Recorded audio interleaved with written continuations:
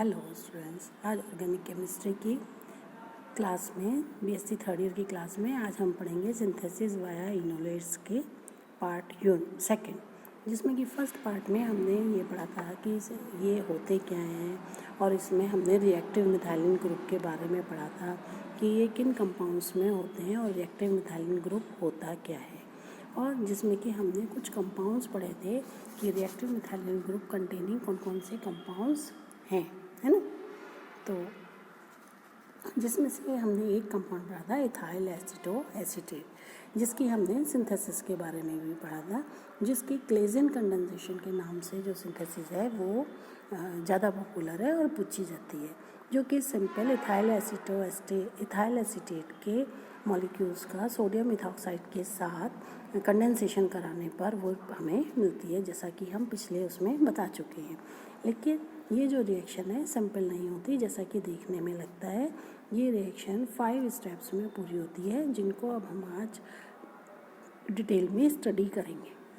देखो अब वो 5 स्टेप्स क्या हैं या 5 रिएक्शंस क्या हैं और किस तरह होती हैं उनके बारे में हम पढ़ें। जिसमें से फर्स्ट स्टेप है जिसमें जब इथाइल अल्कोहल हम इथाइल ऑक्साइड सोडियम इथॉक्साइड बनाने के लिए हम क्या लेते हैं, इथेनॉल लेते हैं और सोडियम मेटल लेते हैं। तो फर्स्ट स्टेप में ये सोडियम मेटल इथेनॉल के साथ रिएक्शन करके सोडियम इथॉक्साइड बनाता है और हाइड्रोजन गैस हमारी इवॉल्व होती है। ये रिएक्शन एक्सोथर्मिक होती है, यानी कि हीट इसमें इवॉल्व होती है, इसीलिए ये रिएक्शन बहुत ही फास्ट होती है। सेकेंड स्टेप में जो इथॉक्साइड आयन है, ये जो सोडियम इथॉक्साइड है, जैसे क्योंकि ये आयनिक है तो ये दो में टूटता है, इथॉक्साइड आयन और सोडियम आयन में, है ना। तो जो सोडियम कैटायन है और जो इथॉक्साइड आयन है, जो इथॉक्साइड आयन है वो फ्रेश इथाइल एसीटेट मॉलिक्यूल, ये हमारा फ्रेश इथाइल एसीटेट मॉलिक्यूल से अब ये जो है स्ट्रॉन्ग बेस होता है।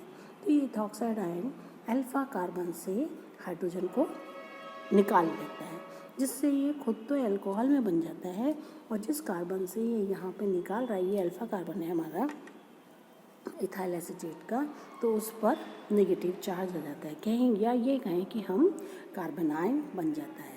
ये जो कार्बन आयन है रेजोनेंस के द्वारा स्टेबलाइज हो जाता है, जैसा कि इसमें नीचे हमने दिखाया है रेजोनेटिंग स्ट्रक्चर में, यहाँ पर एरो से दिखाया है कि ये नेगेटिव पार्ट चार्ज इधर आ गया और ये जो डबल बॉन्ड था ये ऑक्सीजन पे ऐसे आ गया। तो इस तरीके से ये रेजोनेटिंग स्ट्रक्चर में स्टेबलाइज, रेजोनेंस के द्वारा स्टेबलाइज हो जाता है। अब थर्ड स्टेप में क्या होता है, ये जो कार्बन आयन है ये दूसरे फ्रेश इथाइल एसीटेट मॉलिक्यूल के कार्बोनाइल कार्बन पर अटैक करता है। देखो ये हमारा क्या है, ये है इथाइल एसीटेट दूसरा मॉलिक्यूल, जैसा कि हमने प्रीवियस पार्ट में पढ़ा था कि दो इथाइल एसीटेट के मॉलिक्यूल्स आपस में कंडेंस होते हैं। तो एक तो ये कार्बन आयन बन गया और दूसरा ये फ्रेश इथाइल एसीटेट मॉलिक्यूल का कार्बोनाइल कार्बन कौन सा हुआ, ये यहाँ पे ये जो है ना, तो इसके ऊपर ये अटैक करता है इस तरीके से और एक ये एडक्ट बनता है।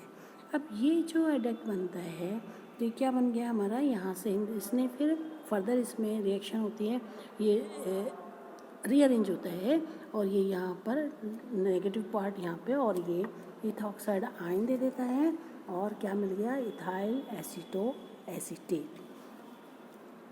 अब ये जो क्योंकि इथाइल एसीटो एसीटेट है और इस रिएक्शन मिक्सचर में सोडियम आयन भी प्रेजेंट है हमारा और जो इथॉक्साइड आयन भी प्रेजेंट है, तो ये क्या करता है, ये जो इथॉक्साइड आयन बना ये वाला, यहाँ से देखो जो ये इथॉक्साइड आयन बना ये क्या करता है, इथाइल एसीटो एसीटेट में से हाइड्रोजन निकाल लेता है रिएक्टिव मिथाइलिन ग्रुप में। रिएक्टिव मिथाइलिन ग्रुप कौन सा है हमारा, ये वाला। तो यहाँ से ये हाइड्रोजन को एज ए प्रोटॉन निकाल लेता है, क्यों, क्योंकि इथॉक्साइड आयन ज़्यादा स्ट्रॉन्ग बेस है, तो ये यहाँ से निकाल लेता है और हमको कार्बन आयन मिल जाता है। अब ये जो कार्बन आयन बना ये वाला,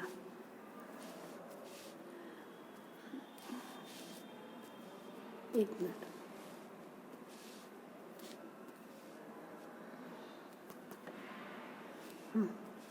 अब ये जो कार्बन आयन बना जब इथाइल ऑक्साइड ने रिएक्टिव मिथाइलिन ग्रुप में से हाइड्रोजन को एज ए प्रोटॉन निकाल लिया, तो ये जो कार्बन आयन बना ये फिर से रेजोनेंस के द्वारा स्टेबल हो जाता है और 3 रेजोनेटिंग स्ट्रक्चर्स इसके पॉसिबल हैं। जैसे एक तो ये हो गया, ये ऑलरेडी जो बना, दूसरे में ये शिफ्टिंग हुई, यहाँ पर नेगेटिव चार्ज इस साइड पे और ये नेगेटिव चार्ज इधर, और ऑक्सीजन पे नेगेटिव चार्ज आ गया, तो ये वाला बन गया। यहाँ नेगेटिव चार्ज देखो दिख रहा है, ये है ना, ये इस वाले ऑक्सीजन पे जो नेगेटिव चार्ज है ये है ना। इसके नेक्स्ट जो रेजोनेटिंग स्ट्रक्चर पॉसिबल है वो इस साइड पे जाए, कि मतलब ये ऑक्सीजन से इधर डबल बॉन्ड जाए, इधर से इधर शिफ्ट हो, और ये वाला जो ऑक्सीजन था यहाँ पे नेगेटिव चार्ज आए, तो ये आ गया। तो इस तरह ये 3 रेजोनेटिंग स्ट्रक्चर्स में स्टेबल होता है, 1, 2 एंड 3। तो जिसकी वजह से इथॉक्साइड आयन यहाँ से आसानी से हाइड्रोजन को एज ए प्रोटॉन निकाल लेता है। तो हमको क्या मिल गया, अब ये जो कार्बन आयन बना ये क्या करता है, उसमें हमारे सोडियम मेटल प्रेजेंट है। तो जो सोडियम मेटल प्रेजेंट है, सोडियम मेटल के साथ ये रिएक्शन कर लेता है और क्या बना लेता है, सोडियम सॉल्ट बना लेता है इस तरीके से।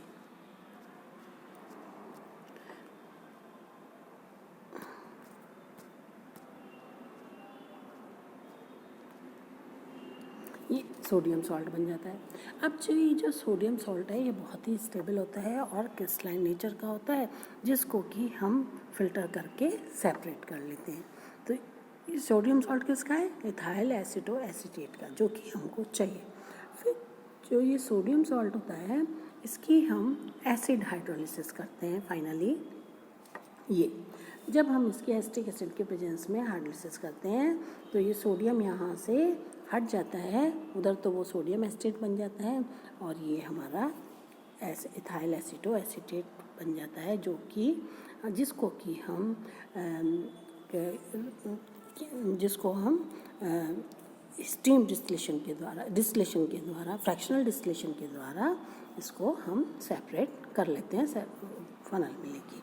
तो इस तरीके से हम इथाइल एसिटो एसीटेट को बनाते हैं। तो सिंपली देखने में तो क्या लगता है कि ये 2 इथाइल एसिटेट मॉलिक्यूल्स आपस में कंडेंस हुए और इथाइल अल्कोहल बन गया और इथाइल एसिटो एसीटेट बन गया, लेकिन ये जो रिएक्शन है ये इस तरीके से 5 स्टेप्स में होती है, जो कि इसका ये मैकेनिज्म कहें हम तो इसका मैकेनिज्म ये है क्लीजन कंडेंसेशन का।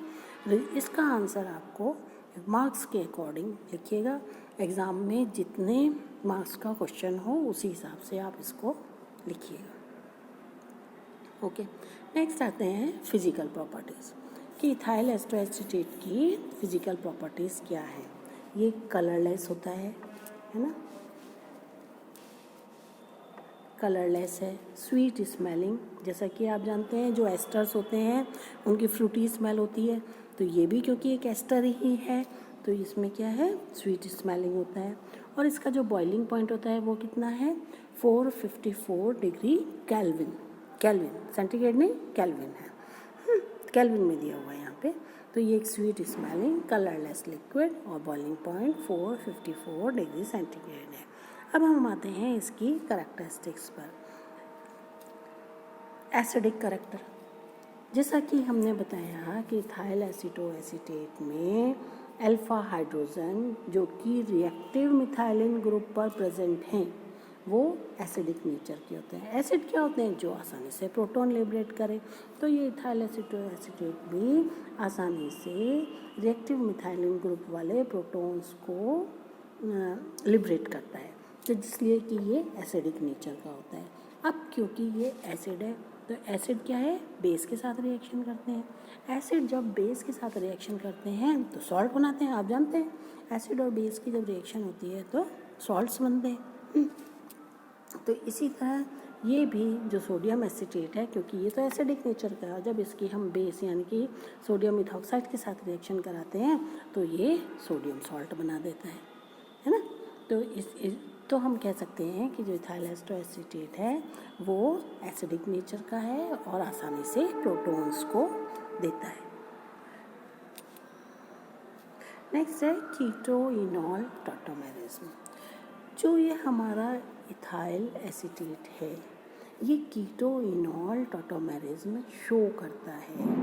क्या होता है टॉटोमेरिज्म? क्या होता है टॉटोमेरिज्म? वो होता है जिसमें दो फंक्शनल आइसोमर्स, अब हम कहें फंक्शनल आइसोमर्स क्या होते हैं? फंक्शनल आइसोमर्स वो होते हैं जिनका मॉलिक्यूलर फॉर्मूला तो सेम हो लेकिन उनके अंदर फंक्शनल ग्रुप डिफरेंट हो, है ना, तब हम उनको कहते हैं फंक्शनल आइसोमर्स। तो और कीटोइनॉल टॉटोमेरिज्म क्या है?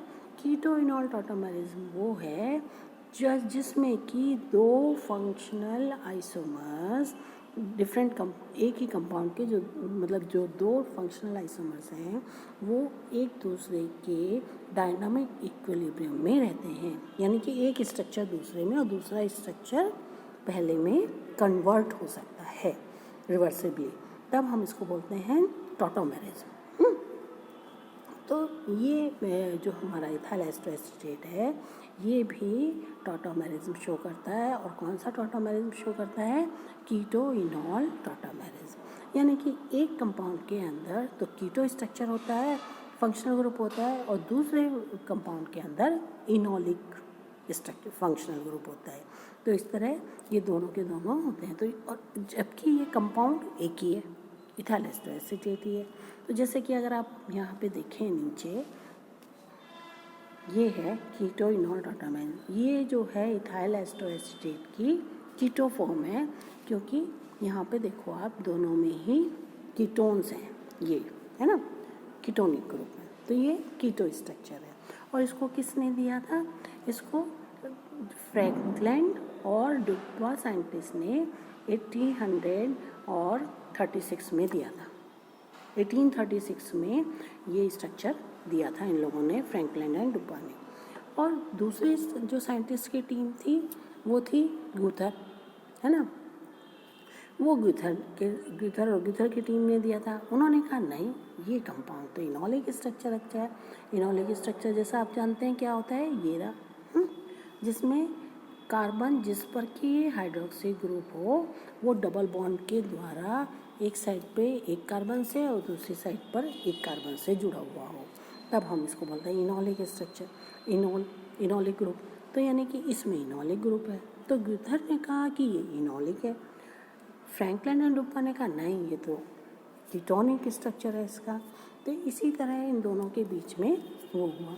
अब दोनों ही टीम इस चीज़ को मानने के लिए तैयार नहीं थे, दोनों ही अपनी अपनी बात पर अड़े हुए थे। तो एक कहता है कीटो स्ट्रक्चर और दूसरा कहता ये कि नहीं, गुथर कहता है कि नहीं, इनोलिक स्ट्रक्चर। इसकी प्रॉब्लम कब सॉल्व हुई? इसकी प्रॉब्लम सॉल्व तब हुई जबकि ये टॉटोमेरिज्म जो है ये डिस्कवर हुआ।